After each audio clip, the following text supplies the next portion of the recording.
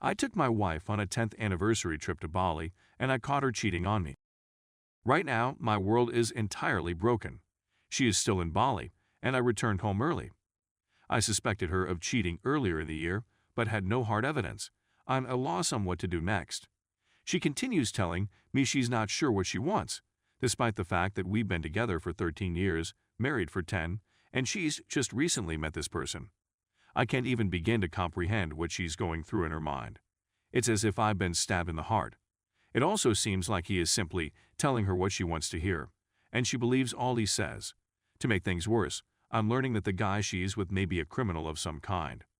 The locals dislike him and informed me that he may have stolen a large sum of money and is hiding on the island. Can I report him to the police, Interpol, or someone else? I simply want my wife back, and I despise this man. But I'm not sure whether I'll be able to go over this. She messages me maybe twice a day right now, just to let me know she's okay and having a nice time.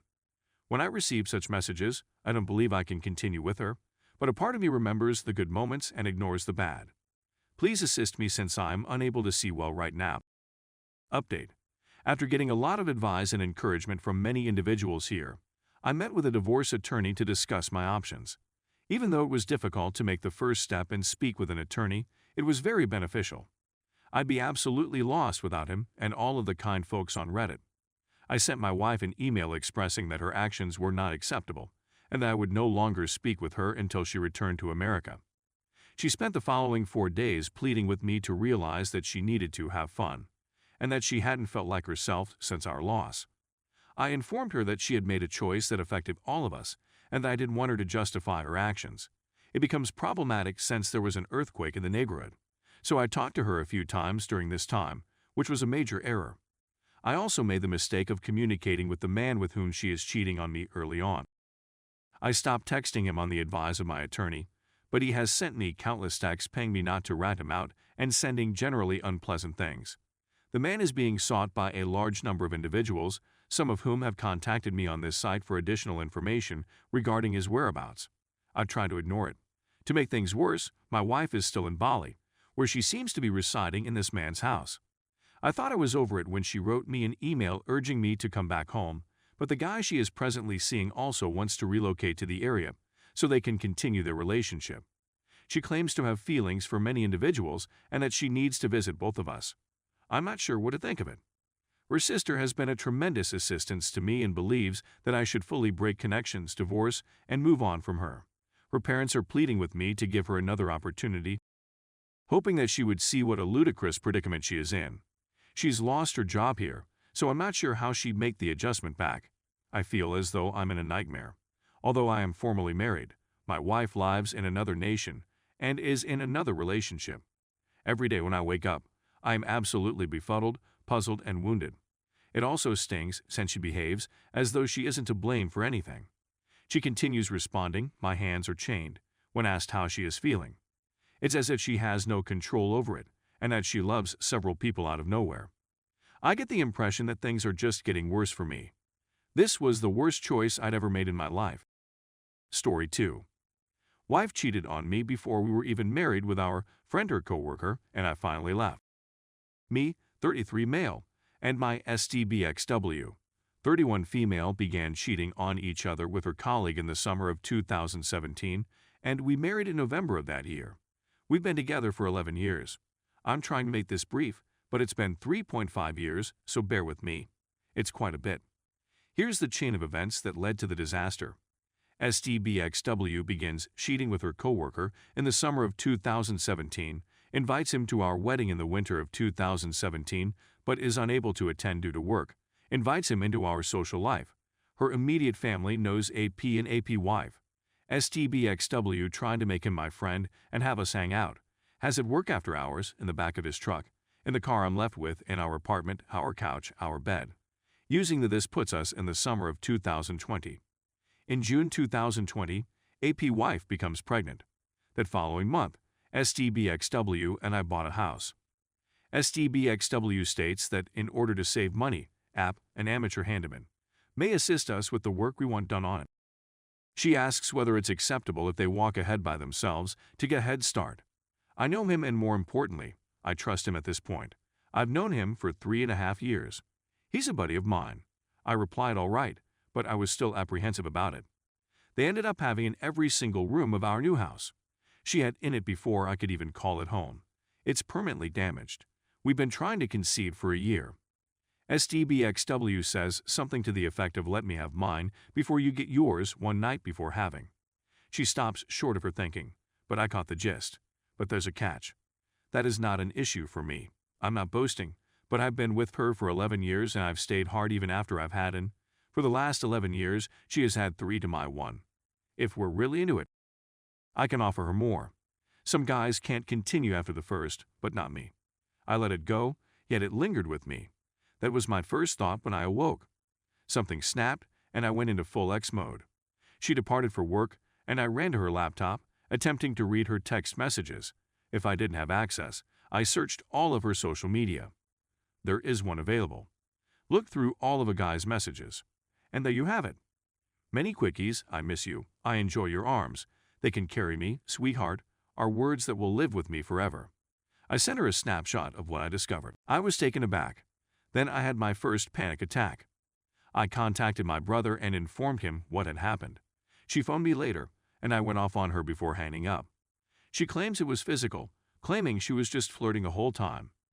I was astonished to find SDBXW standing there in absolute embarrassment after walking our dogs. She drove home since she assumed I was abandoning her 30 minutes before she showed AP the image and stated his face turned white. Then I requested an explanation. She admitted to having 3.5 years of intercourse with him. When I inquired whether she did on him, she said yes. I realize it's a stupid question, but that's where I went wrong. After I had cooled down, I sat in a chair stunned.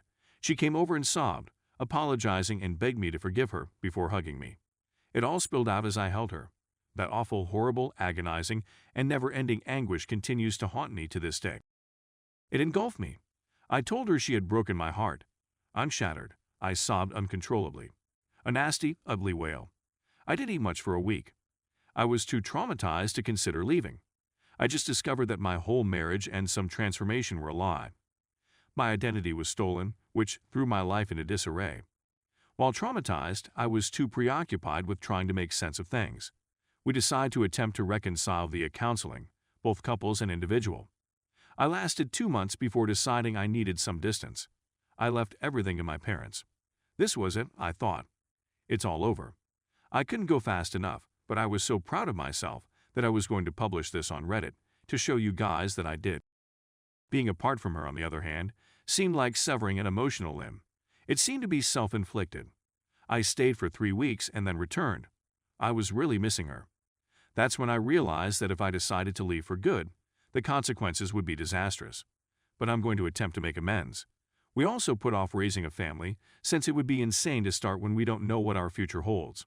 But she has a hard time waiting and knows what I need to go through in order to recover, but she isn't sure how long she can go without having children. The patience she is forced to have is wearing her down. But I understand, there will be a deadline. I told her what I needed from her in order to feel secure. He or she needs to get a new employment.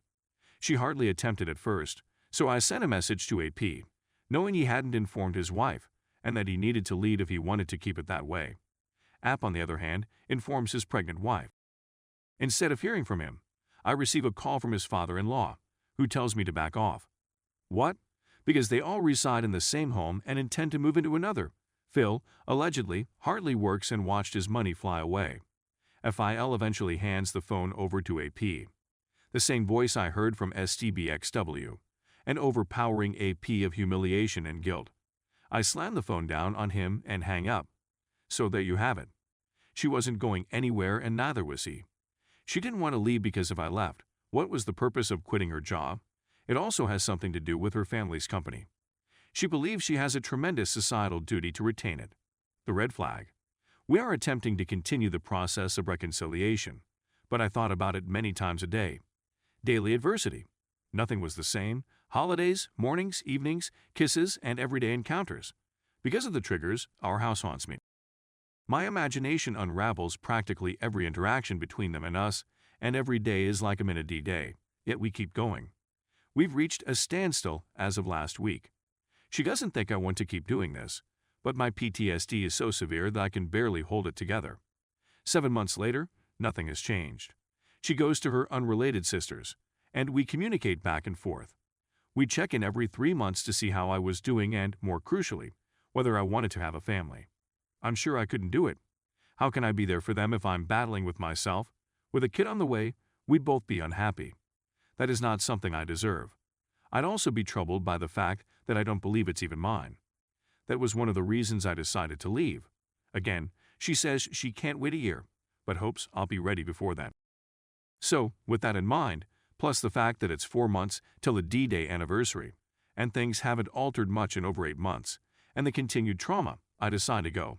It was either remain or leave every day, and it was eating at me, as though a bird was plucking out your eyes.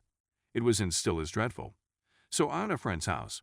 Every day since I left, I've been tortured in a new manner. Every bone in my body tells me to return.